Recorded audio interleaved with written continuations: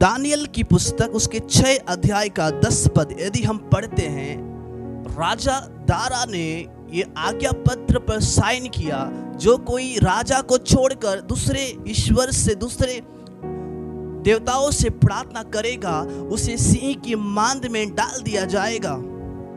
हम सभी अच्छी रीति से जानते हैं, पढ़े हैं और प्रभु के दासों के द्वारा आप सभी सुने हैं। लेकिन जब हम 10 पद पढ़ते हैं, उस पत्र पर, आज्ञा पत्र पर हस्ताक्षर होने के बाद भी, साइन होने के बाद भी, देखिएगा दानियल क्या करता है।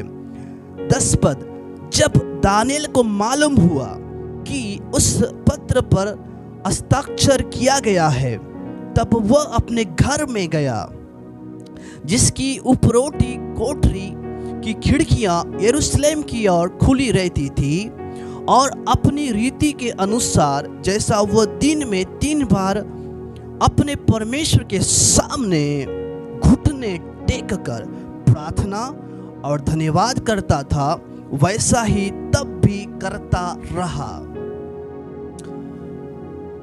हम कई बार हम घुटने नहीं टेकते, हम सीधा बैठ के हालेलुया ग्लोरी टू गॉड, प्रभु की नाम की स्तुति हो। हमें आराम चाहिए, हमें दुख उठाना नहीं चाहिए, हमें कष्ट नहीं चाहिए, हमें परेशानी नहीं चाहिए, हमें दर्द नहीं चाहिए। लिखा है घुटने टेक कर दानियल परमेश्वर का दास प्रार्थना करने लगा।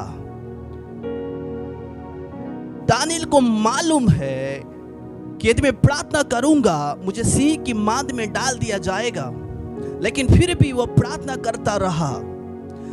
दिन में 3 बार प्रार्थना करने वाला व्यक्ति था, और हम कई बार दिन में 1 बार भी प्रार्थना नहीं करते हैं। उठते हैं, नहाते हैं, खाना खा के सीधा हम काम पे चले जाते हैं, नौकरी में हम चले जाते हैं, गांव हम चले जाते हैं, प्रार्थना करने का हमें याद ही नहीं है, धन्यवाद देने का याद ही नहीं है। निराशा को देखने के बाद भी दानियल प्रार्थना करना नहीं छोड़ा। दुख और मौत दानियल के सामने है, परेशानी और दर्द दानियल के सामने है। दानियल को मालूम है यदि मैं खुदावंद प्रभु से प्रार्थना करूंगा तो मुझे सिंह की मांद में डाल दिया जाएगा, क्योंकि राजा दारा ने उस पत्र पर साइन कर दिया था। लेकिन दानियल प्रार्थना करना नहीं छोड़ा, घुटने में आकर परमेश्वर के सामने प्रार्थना करना शुरू कर दिया। यदि आज आपके अंदर निराशा है, दुख है, परमेश्वर के सामने धन्यवाद और विश्वास के साथ घुटने टेक कर प्रार्थना करें। दानियल को यह भी मालूम है प्रभु मेरा मौत को जीवन में बदलने का सामर्थ्य रखता है। दानियल को यह मालूम है मुझे सिंह की मांद में छुड़ाने का परमेश्वर सामर्थ्य रखता है, मेरे निराशा को आस्था में बदलने का सामर्थ्य रखता है। जितने भी सिंह है जो मुंह को फाड़े हुए हैं उसे बंद करने का सामर्थ्य रखता है। आज जितने लोग आपके विरोध में बोल रहे हैं उन्हें बंद करने का सामर्थ्य रखता है जब आप घुटने टेक कर प्रार्थना करते हैं।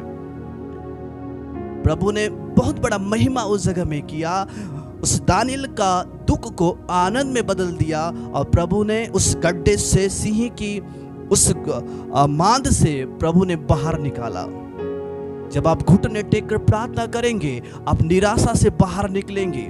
जब आप घुटने टेक कर प्रार्थना करेंगे आप बीमारी से बाहर निकलोगे, दुख से बाहर निकलोगे, चिंता से बाहर निकलोगे, परेशानी से बाहर निकलोगे, परीक्षा से बाहर निकलोगे।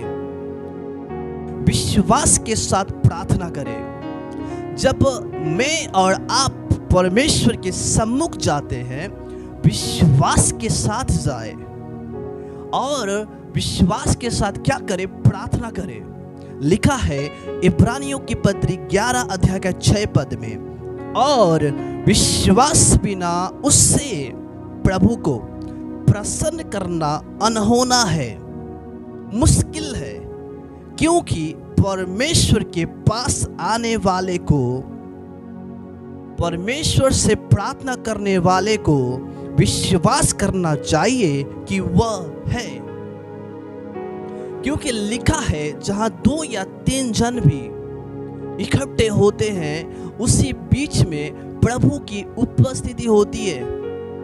हमें यही विश्वास करना चाहिए कि वह है। उसके बाद लिखा है और अपने खोजने वाले को प्रतिफल देता है। प्रार्थना करने वाले को प्रतिफल देता है। विश्वास करने वाले को क्या देता है? प्रतिफल देता है, आशीष देता है, छुटकारा देता है, चंगाई देता है। वो हालेलुया, प्रभु की करुणा उनके ऊपर प्रबल होती है, प्रभु की दया उनके ऊपर प्रबल होती है। पर क्या करे? विश्वास करे। यदि विश्वास हमारे अंदर नहीं है और हम प्रार्थना कर रहे 1 घंटा, 2 घंटा, 3 घंटा, पूरा दिन ही हम प्रार्थना कर रहे हैं, पूरा दिन ही चला गया और हमारे अंदर विश्वास नहीं है, प्रार्थना का उत्तर नहीं आएगा। हम प्रभु को प्रसन्न और खुश नहीं कर सकते, क्योंकि प्रभु को खुश करने के लिए विश्वास होना बहुत ही जरूरी है। यदि आपके अंदर विश्वास है, आप परमेश्वर को खुश कर सकते हैं, आप परमेश्वर को प्रसन्न कर सकते हैं। और हमें यही विश्वास करना चाहिए कि वह है, वो अब भी प्रार्थना सुनता है, अब भी छुटकारा देता है, अब भी वो चंगाई देता है, अब भी वो हमारे प्रार्थना का उत्तर को देता है। वह प्रभु अब्राहम का भी है, वह प्रभु आपका भी है, वह प्रभु मेरा भी है, वह एलिसा का भी है, वह आपका भी है, आपका परिवार का है, कलीसिया का है। हालेलुया, बोलो यीशु मसीह की जय। विश्वास के साथ प्रार्थना करें, देखिएगा प्रभु का अनुग्रह, प्रभु की महिमा आपके ऊपर आएगा और आप एक बड़ा प्रतिफल पाएंगे, क्योंकि प्रतिफल देने वाला कोई व्यक्ति नहीं है, प्रतिफल देने वाला खुदावंत प्रभु यीशु मसीह है। वो आपको प्रतिफल देगा, वो आपको आशीष देगा।